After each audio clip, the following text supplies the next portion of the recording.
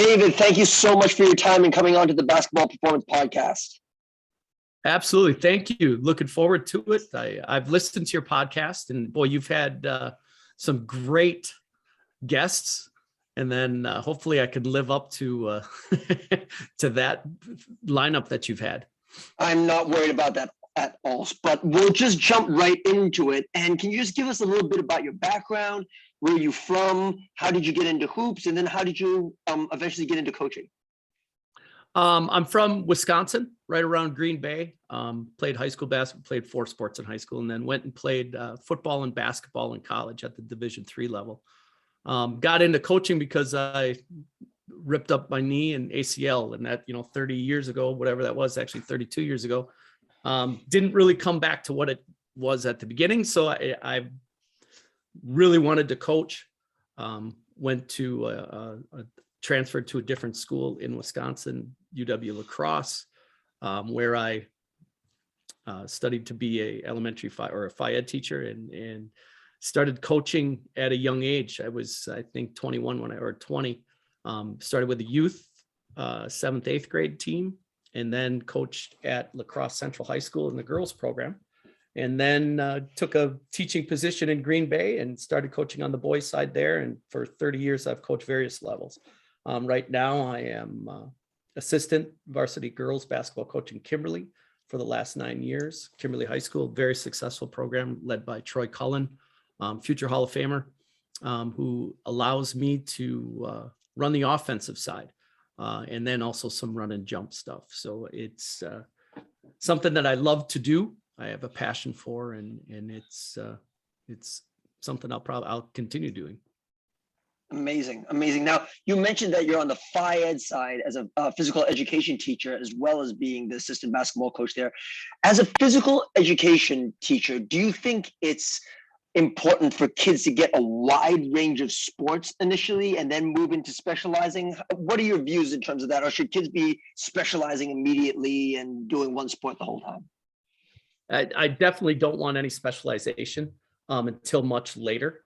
As an elementary phy ed teacher, I focus on the movement education aspect of it. So we're getting kids to learn how to skip, gallop, run, a jump, landing, starting, all of those different things, and then doing it in a manner of where kids are put into situations where they have to make problem solving through movement.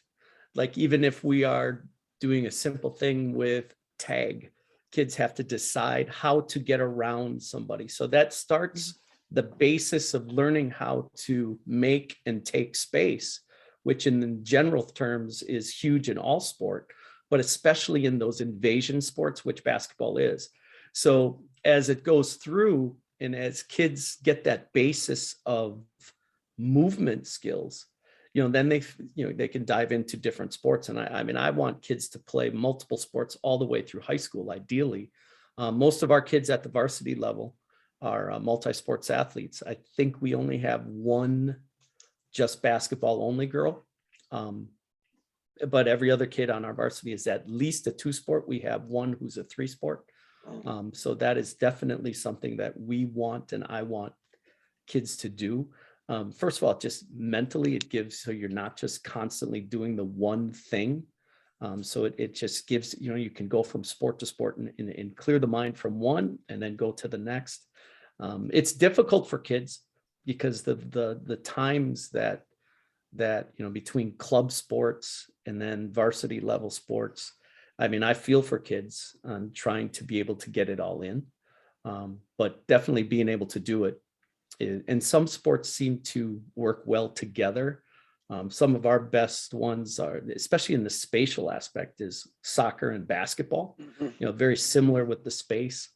The ones that we sadly in Wisconsin we compete with volleyball, even though they're separate times. But club volleyball seems to take a lot of the basketball kids in the higher level volleyball kids. They end up having to make a choice, which I hate to see. But it definitely, we would want multi-sport athletes, better for them.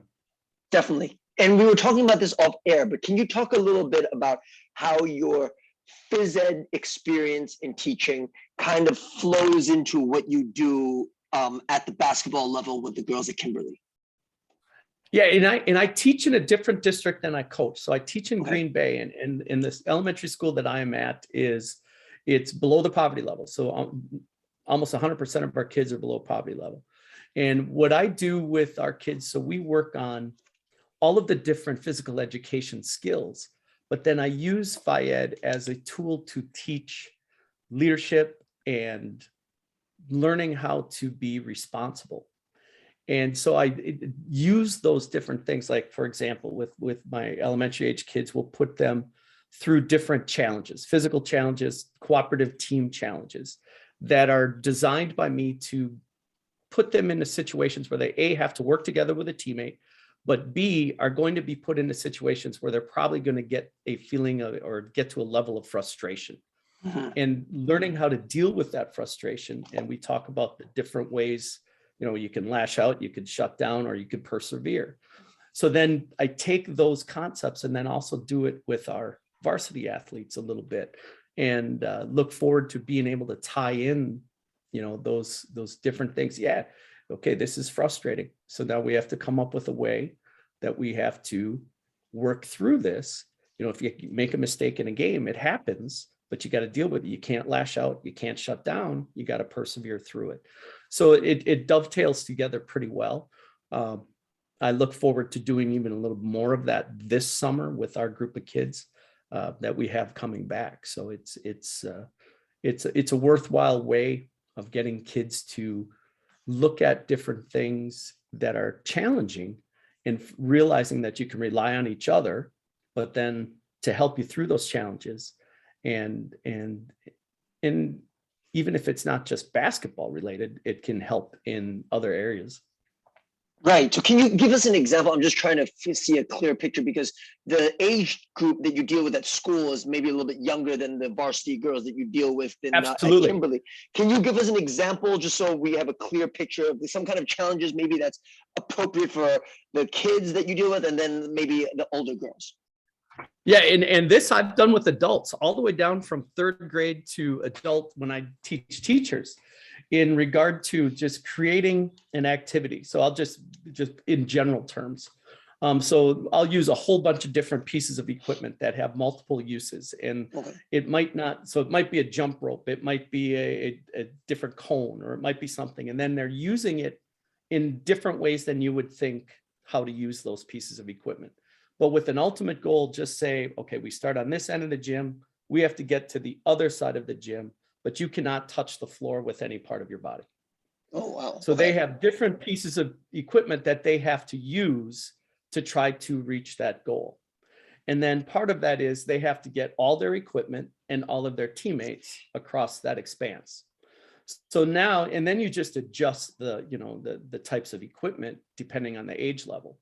But being able to do that from the elementary age all the way up to, because I do it with the teaching staff at my school at the beginning of the year, we start each year with a different activity that I'll come up with.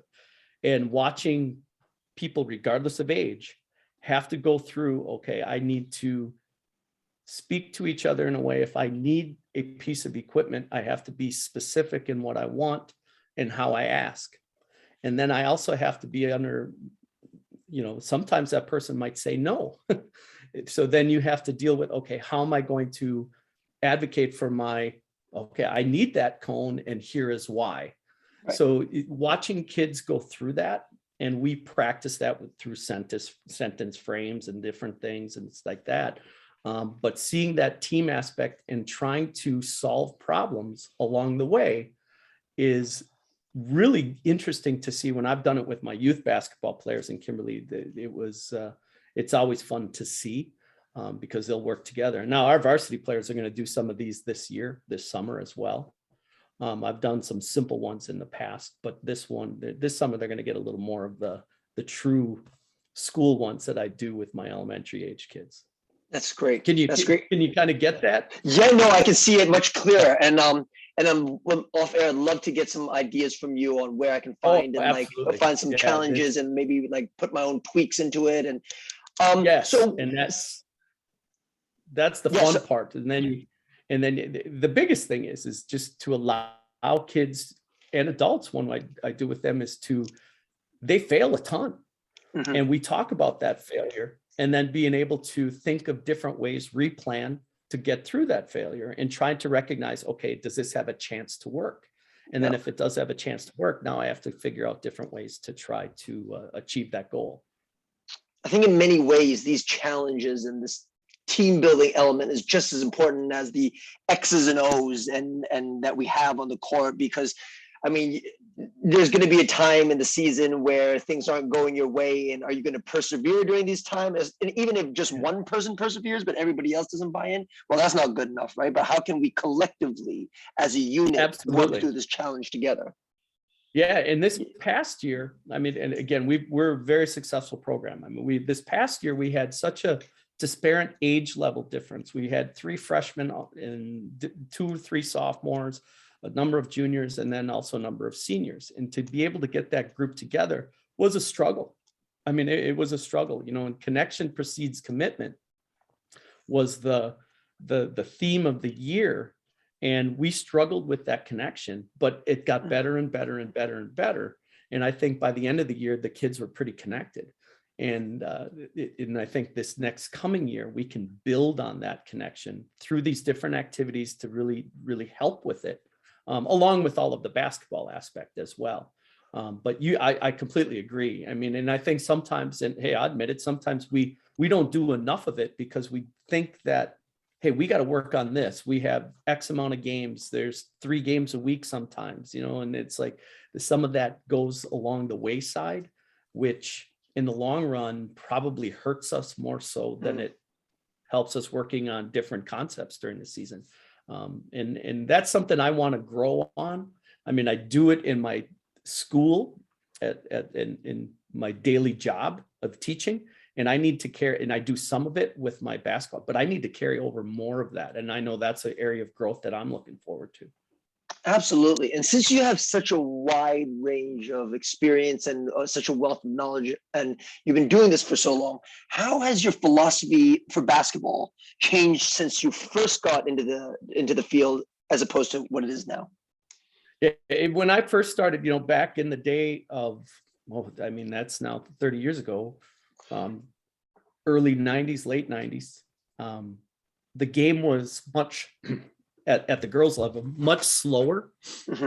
So we were, you know, the stuff I ran was almost similar to mover blocker back in the day, where it would designate, okay, a couple kids, you guys are going to be screeners, and then the other 3 are going to be moving, and we'd worked on motion concepts, but it was more controlled by me, which probably as a young coach, I think a lot of young coaches do that. You want to control the game too much. And then it would be like, okay, I feel like I was, you know, playing that video game aspect of trying to control everything. And then understanding, wait a minute, we practice this. And then I realized, why are we not transferring it to the game? And part of it is I was not doing things versus a defender. It wasn't game-like enough when I started as a younger coach. A lot of it was on air. You know, a lot of it looked good. We'd pass the ball, bang, do our particular pattern that we wanted to run, a stagger, come off the stagger, you know, whatever I wanted them to do. And we did it. But then as soon as we put a defense on and that person took away the one reversal pass that we needed to get into our stagger, the kids didn't know what to do. So then it was like, okay, I need to get really rethought. Okay, we need to get back to being able to learn just some concepts and play in the shades of gray. Because the more I got into it, probably about year 15, 16, it was like, okay, understand that the game's played in the shades of gray. That's the time when things happen.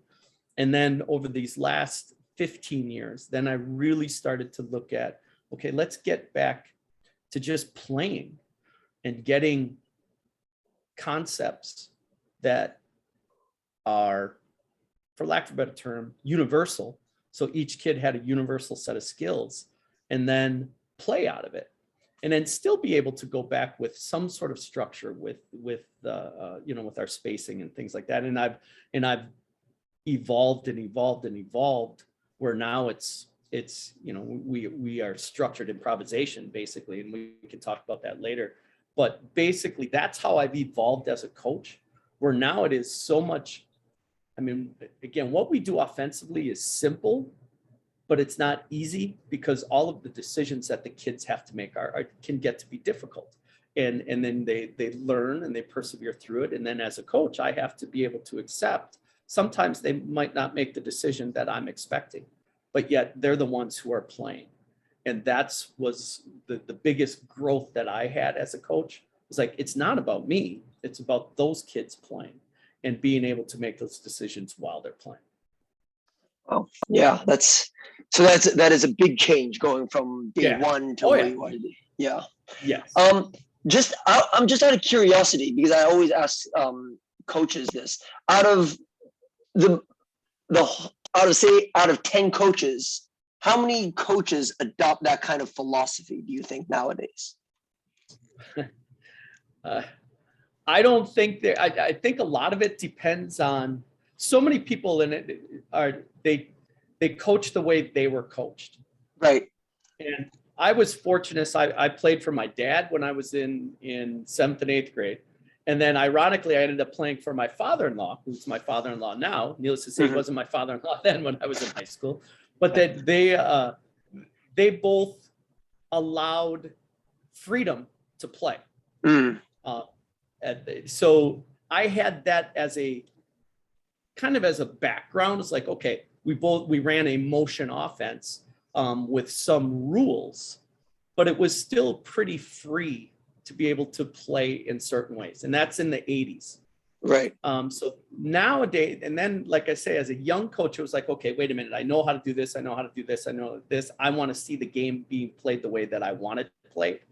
And I think people fall into that a little bit too much. And sometimes you have to just, ease off, relinquish some control so kids can play freer and with more confidence. And then when they play freer and with more confidence, what I've found is more shots go in, you turn the ball over less, and there's a better flow to the game, and it's a more fun way to play. That doesn't mean that we don't have structure, because we have structure through our spacing and our spacing rule, how we want to space the floor, and how we have, drive reactions and things like that. So kids learn those concepts. But that, I'm not sure. I think it's gotten way better over these last 5 years of coaches relinquishing some control. But I don't, and I'm pretty privileged. We play in a great conference with great coaches. So I see really solid coaching at the high school level where I'm at. So we're pretty spoiled in this area. Yeah. Awesome. Well, you have a really good presentation online, which you were just talking about, motion offense. And in that presentation, you talk about the circle of offense. Can you talk a little bit about that? Because I know you can go into a lot of depth, but one thing I found that was unique about that is how clear you made everything so that coaches can understand, players can understand, and I would even say that kids can probably understand that. And that was the goal, because I'd have so many people ask me, like, okay, what do you do on offense? And it was always hard.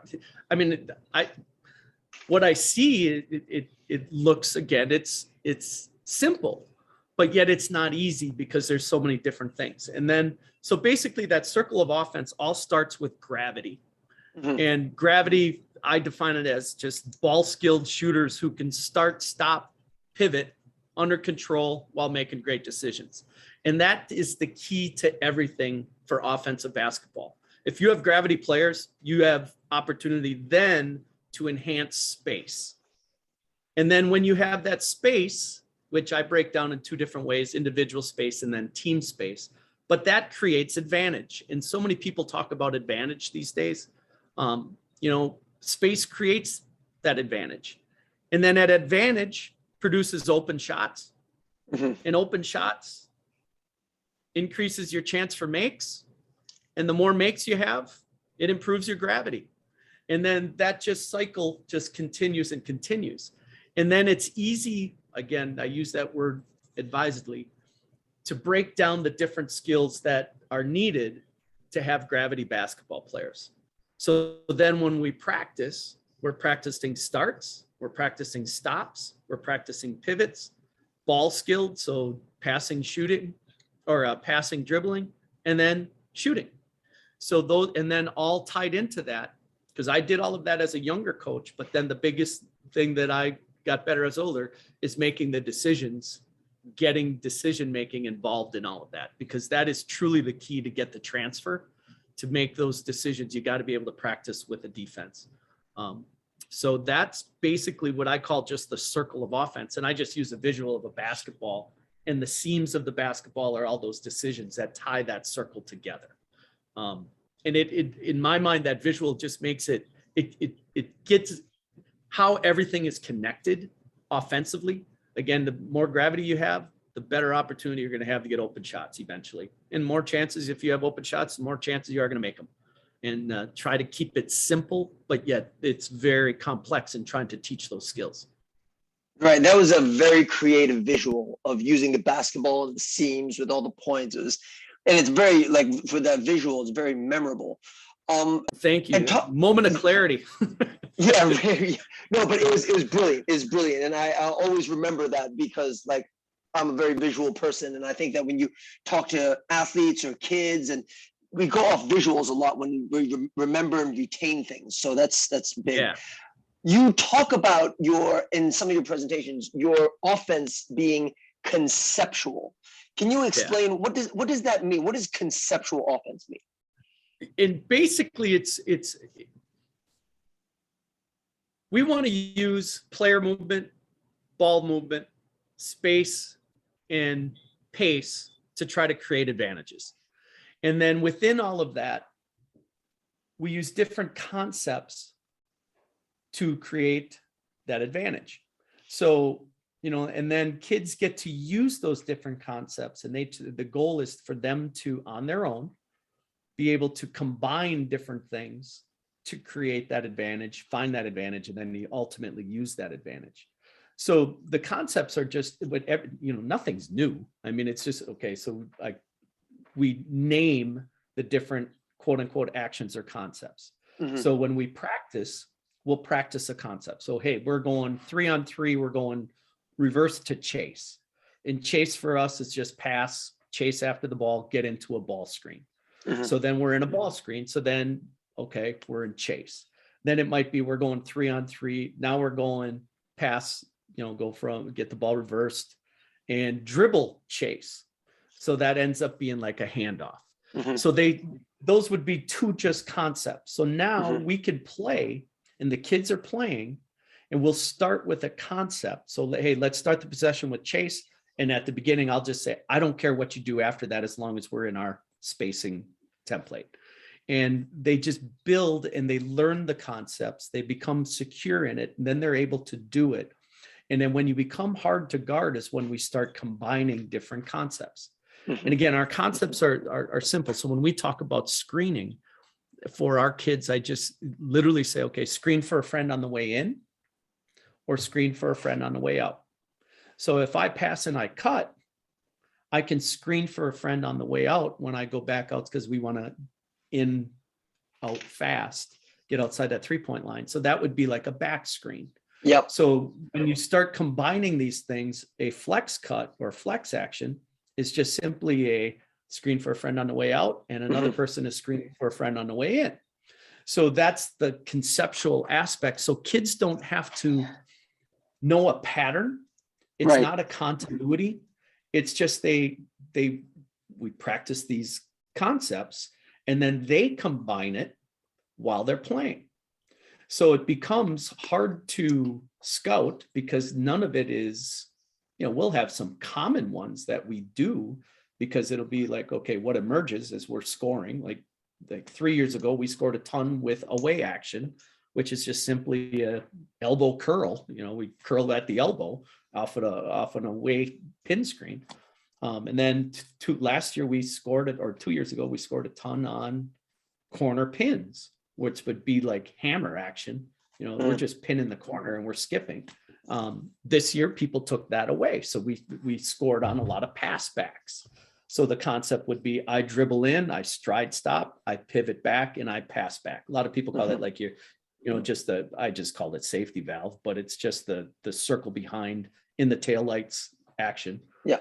So that's how the kids learn the concepts. And then we just play within that space.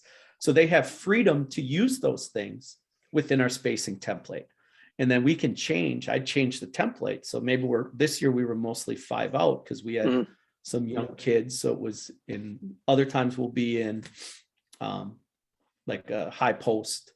I mean, it might be 2 people in the slots and then corners. And we just start that. And you can change the starting template, but all the concepts remain the same. So that's I just always call it, we're just running things conceptually. And that's basically what we do. Does that make sense? No, completely. How do you do you have any structure within the concept? Let's say there's a dead ball, okay, and the defense is all set.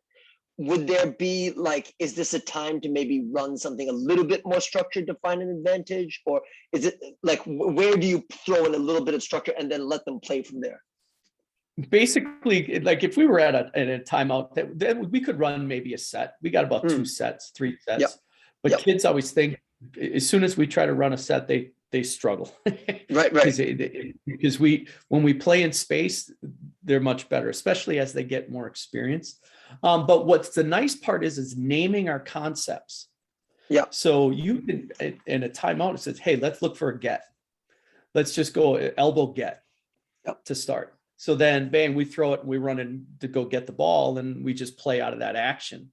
And then it can look like an after timeout set, even though it's just a concept that we've practiced a million times in 3-on-3. Right. So that's why I like naming the concepts, and then we can practice it relatively easy. And then as the kids again become more, I will say it's hard for young kids in your program to play this way, because it's the responsibility is on them to play within those concepts, right? And to make those decisions and when to do it. And it takes time. That's why I say it's simple, but it's not easy. But once kids get more comfortable in those actions and everything, it really becomes a fun way to play. And again, we can take some control because, hey, we got a matchup that we see that we want to exploit. Hey, let's get into chase action and ghost it. So these are things that we just do. So we're able to play within those concepts and be able to pinpoint different advantages. Then it just boils down to making shots, which, as we all know, that's the key. Absolutely. And you're talking about advantages. Can you give us, I think teaching in terms of advantages is so powerful because now you're teaching players what to look for, right? Yes. And it gives them a kind of autonomy in having control over the game. Can you give us an example of a few advantages? And for those different advantages, do you have a hierarchy of what is the biggest advantage to a smaller advantage? So basically, because everything we do is big advantage to small advantage, right? Or small advantage to big advantage, the other way around for offense. So basically we have numbers advantage, that you could create in transition. You can also create when you get in teams into rotation. So we might have a 2-on-1 on a side, or when we're playing against zones, we're looking on the backside to create a 2-on-1. So that numbers advantage would be probably the first thing that we look in if you would go in a hierarchical way. If we have a 2-on-1, we want with our 2-side break, we want they're looking early opposite to that 2-side to see if there's a 2-on-1 advantage. Then it would be basically you're looking at a spatial advantage. So if there's space, we want to take space. And that could be either with the ball, or if we're in transition and I'm the first one down, even though we're in a 2-side fast break, I might be able to rim run because I have space there and I am able to get that space. Maybe I get a pitch ahead and I can score. But we also talk about then individual space. And I had referenced this earlier, where we work on, the shoulder to chest, the veering, the being able to create that advantage in your individual space versus your defender. So that's an advantage, spatial advantage. But then the other one basically is that that personnel advantage. Maybe it's a size advantage, maybe it's a quickness advantage, maybe we just have a matchup that we can take advantage of, and maybe we can use a particular concept to get a player into that situation where we have that advantage. Maybe a team is switching, maybe it's just this kid we know is being, because she has so much gravity, maybe we just stick her in the corner because the defense is going to be pulled completely over there to that player. And now we created a spatial advantage because they're not helping off a particular player. So that's how we look at finding those advantages. And that's where it becomes complex. I mean, that's not easy for kids to see, especially high school kids. But those are the things that we get better at. And they start to identify, oh, wait a minute, we have a spatial advantage here because player A is in the corner. She's a 45% 3-point shooter. They're not leaving her. So I can look to go slice cut and drive off this slice cut right here, and they're not going to help because we talk about putting the defense into situations where they can't be right, because then they see that advantage. So they know I'm looking at that help defender. That person is not going to leave her. So I'm going to have an opportunity to finish at the rim. And it's those things. And then we just practice that in 3-on-3, 4-on-4, and 5-on-5. And they try to identify those through questioning and asking, what did you see? And again, it's a slow process. But when we get there, it's a fun way to play, and they see it. And that's where we use a lot of video in the summer to be able to see. And our young kids really improved on it this year. They grew a ton.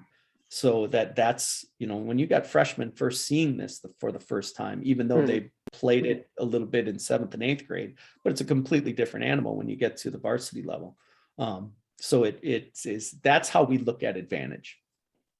You talked briefly about skill development, and I think the skill development industry itself has become a separate industry from basketball nowadays. What's kind of the things that you feel like skills trainers are doing well nowadays, and what are some of the things you think they could maybe take away or add into their regimen? I think kids are really skilled. They can handle the ball. They could dribble through your legs, around your back, all the different ball skill stuff. That there are a lot of kids who are ball skilled. And that's a good thing. What I do see, though, is that the one skill that is lacking right now is literally passing. But I think part of that is because in the skill sessions, a lot of it is individualized. Again, you become ball skilled, but then and then even, I even look at, we have a shooting machine at school. We don't really use it because it's like, okay, if there's 3 of us here, why can't I pass to you and you shoot it and somebody's getting a rebound and stuff like that? Why do we have a machine passing it and catching it? Right. So those are the things that I think it's harder to implement. The biggest thing that I see too is sometimes kids don't understand, I would say we sometimes have to deprogram, lack of a term, it's probably not the right term, to get kids out of some training habits, because they're doing so much training and it might be on air. And then you try to do that versus a defender and you don't need to do it, because our whole thing is we want to make that decision on the catch. So shoot it, drive it, move it, make it quicker. But if we're working on a bunch of dribble moves, it's like we take that dribble move, we've allowed that defense to get back into a neutral, or to, they were at a disadvantaged state. Now they're back at a neutral state because I took a dribble instead of just catching, ripping, cross step, and go. And that's the one thing that I think the best trainers do, is implement the defensive aspect to it, playing a lot of 2-on-2, 3-on-3. Now I've played a ton of 1-on-1. And I think I'm going away from 1-on-1. We're still doing 1-on-1, but have the extra player so you can pass to it. Yes. So then you have that decision made. Like I'd say about 5-6 years ago, I did a ton of 1-on-1, working on that spatial aspect of individual space. And I didn't have a kid to pass to. And then I realized, well, wait a minute, that's just part of it. We got to have somebody there to pass to, because you got to have that decision. Because then it would get to a point where kids get down there, we stride stop, we pivot, but then they get in trouble And it's like, okay, we don't have anybody else making that second cut. So it's Right. like, oh, you know, another should have done it 5-6 years prior to when I first did it. You know, it was like, oh yeah, just put another player there. And then that's what the best trainers do that. And we have some really good ones around here that do that. Yeah, that's important. And the question I ask a lot of coaches is, so David, say this is I'm a junior and this is coming up as my senior year and I'm all in, you know, this summer I'm all in and I'm going to put everything I've got into basketball. What would be your ratio of individual skill development, small-sided games to playing 5-on-5? I know that's kind of like a spur of the moment question. I haven't let you really think about it, but yeah, what for you, how would you kind of divide it up so that the player, say a junior rising senior, would get the best possible results, be able to have those ball skills, have enough small-sided game to work on their decision making, and then actually playing 5-on-5? I think, and this, and I think this will answer it in a way. I would look at that player. We just had our individual meetings last night with our kids, so we had this discussion. Say you're a good shooter. Sometimes kids think, okay, I can shoot it. I'm going to work on this instead of shooting. And I'm going to, no, if you're a good shooter, become a great shooter.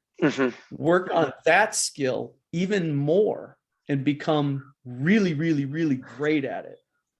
And then you have that in the bag, and then use the small-sided game to become better at making that simple shoot it, drive it, move it decision. Yes. And the simpler sometimes is the better. So now if I could just catch it and they're just learning that closeout, read that closeout, I just have to be skilled enough to catch on to, cross step drive, and be able to make my decision, read the help. If it's chest to chest, I should stride stop, get into my drive protection plans, move it if somebody's open, and then just play from there. So I would say if you're really, really, really good at driving, become really good at that as well. Continue on that, but then less of the small-sided game one-on-one, do a little bit more of the shooting aspect. So work on what you're good at to get even better at it, but then just add the next skill that would complement what you're really good at. Does that make sense? No, I totally agree. And this is what I preach to the majority of my players, is that, like, you're not going to be the best at everything, right? And everybody kind of you come into the game and you're naturally geared towards doing something well, right? Yeah. And then what I see a lot of the times is that people try and, not that this is a bad thing, but make their weaknesses into strengths, right? Which is, again, it's not a bad thing. But then you don't become as great as you could possibly become if you work more on your strength. That's pretty much what you're trying to say, right? Yes, exactly. Because I think sometimes we think we get to a point where it's a strength and we don't work at it as much. Right. And you want to keep it there. Now you still are getting better at other things, but your specific answer or a question of between a junior and senior year, you're not going to become the greatest passer, dribbler, shooter, all of that in one summer. There's not enough time to do all of that. So really focus on getting better at what you're good at, but then having a counter that is directly attributable, the counter to what you're good at. So again, if I'm really a great shooter, what are people going to try to do?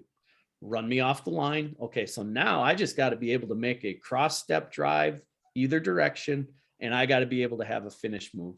And that's, maybe it's only one finish move where it's a stride stop finish outside the framework of my body. Right.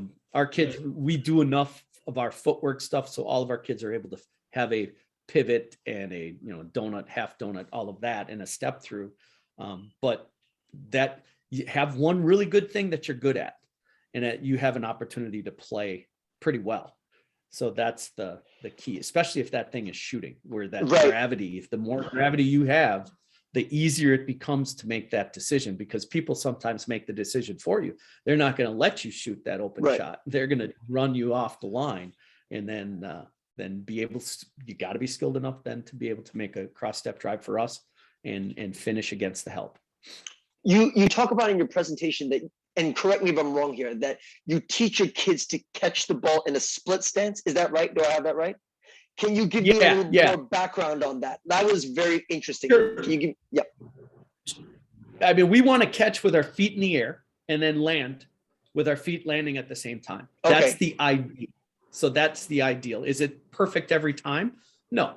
But the ideal is that we are there. So then we're in a situation where we're making the decision on that closeout. So if I catch in a split stance, and I'm a tennis coach as well. So if you think of I'm receiving a serve, I got my split step. Same thing. So just on the catch, I got my split step. And now I can cross step with either foot. So that's the advantage for us. So we're not when I was younger, 25 years ago, I had permanent pivot foot, and I changed that. It was like, why not? I could, when I played, for God's sake, nobody taught me I could pivot on both feet. Why am I limiting a kid to just pivot on one?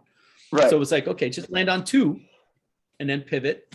And then that for us eliminated a lot of traveling because in the States, referees would allow the step by, technically it's a travel. That pivot foot is up before that ball is down. So I went completely, everything's just a cross step. Now some kids will do it, but we're cross step. So then we're stepping and that ball is down and that pivot foot is still down.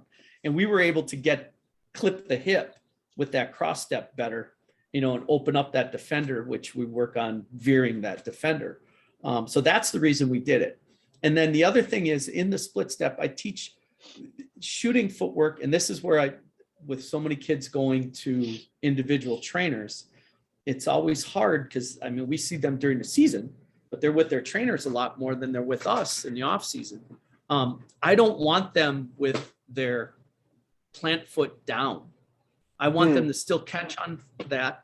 And then if they have to, they can use either foot to have what I call just a balance step, which would be like a 1-2. They just balance. So I'm a right-hand shooter and I like having my left foot down, I'm still catching on two, but now I balance, I just take my right foot and then I'm in my shooting form.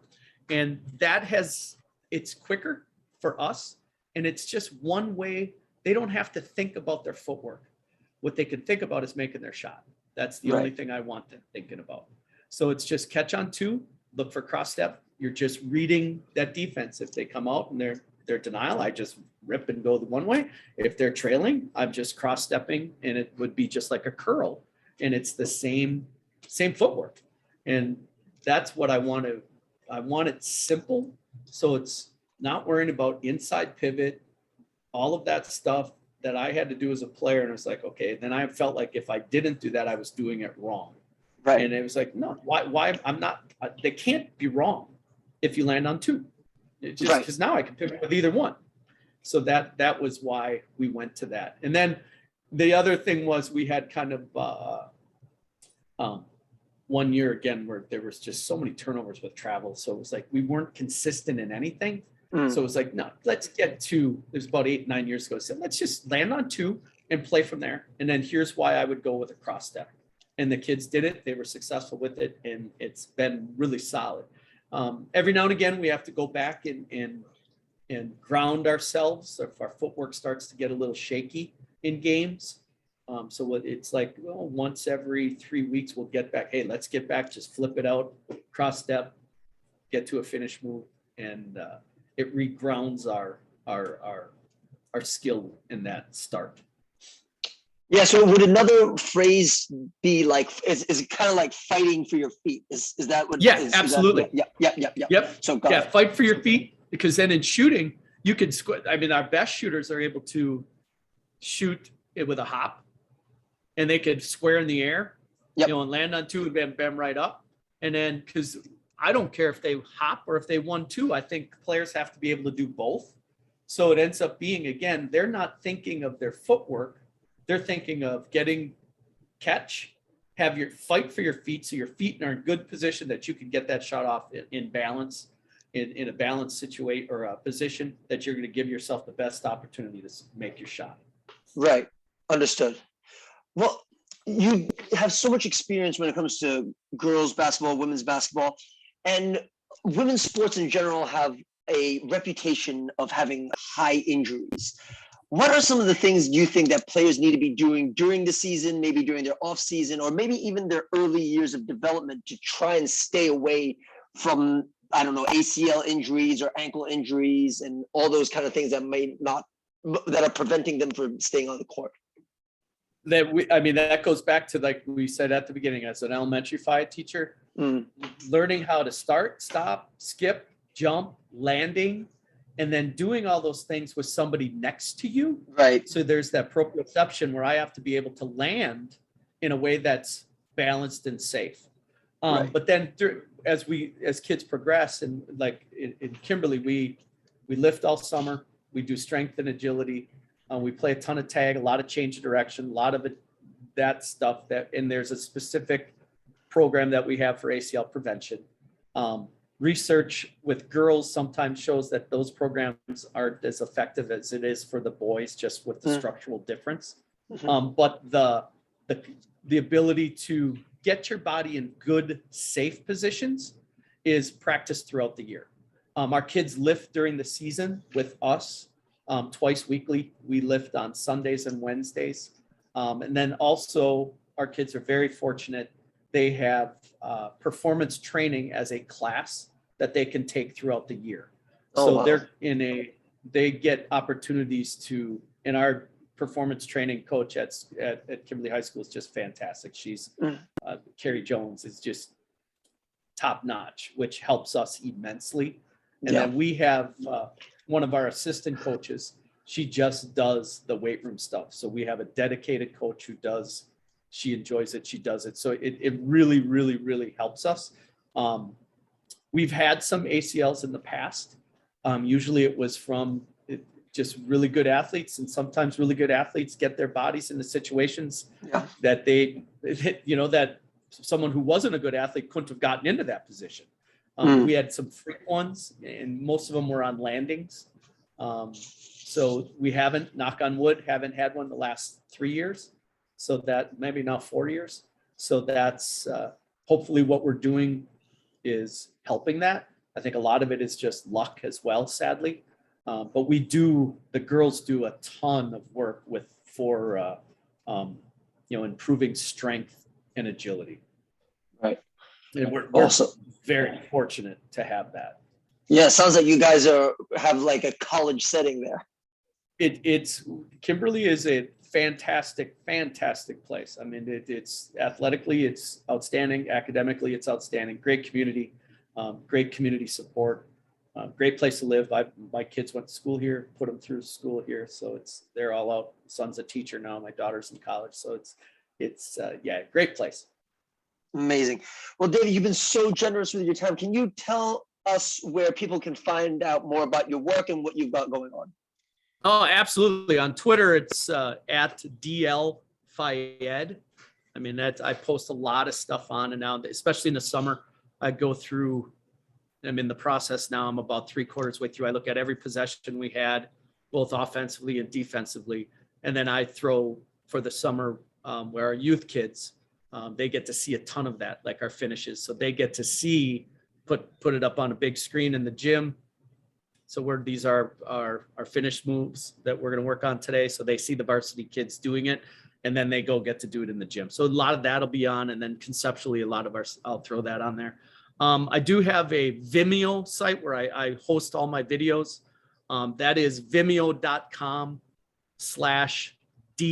Lepisto, Lepisto. You can see a lot of stuff on there. That's the two best spots to see. And then you can pretty much see all the stuff that we do. And I share, and I mean, in the advent of one good part of COVID, if there was a good part, was that all of our games are streamed in the state of Wisconsin now. So it was like, everybody can see everybody. Mm-hmm. So it's like, I share. I mean, it's if somebody wants to watch our games, they can see our games. So it doesn't matter to me if I share what we're doing, because it's just, to me, the goal is to improve women's basketball, and it's in the state of Wisconsin. High school women's basketball is outstanding. Yeah. And it's nice to be a part of it. And I mean, I've had opportunities to coach boys. I coached boys earlier in my career. I choose to coach girls now. It's doesn't matter to me which one, but I really enjoy the women's game right now. It's exciting, and it's to see the skill level at where it's at from the beginning when I started. And I started at a high end. My original teams that I was an assistant coach for were, state level teams. But to see where teams are at now and the skill level improvement is incredible. And I think the biggest thing is just shooting. I mean, again, we have, our goal again is to get, over 1 point per shot, and also 1.0 per possession. And we've gotten it most years. This year we were at 0.97, still really good, but just below our goal. But to see that growth, I mean, back 10, 12 years ago, we weren't scoring 70 a game, that now we're able to do that. And multiple teams in our area are able to do that. So it's fun to be a part of. Yeah, that's incredible. That's incredible. But again, thank you so much for your time. And guys, I highly recommend you go out and check out David's stuff. He provides a ton of value, and I've learned so much. So again, David, thank you so much for being on the podcast. Absolutely. Thank you. Really appreciate it. Having a chance to share. Always cool. That's the best thing of the internet, being able to share with people from around the world. It's outstanding. Absolutely. Absolutely. David, just hold the line. And guys, we will see you next week. Thanks.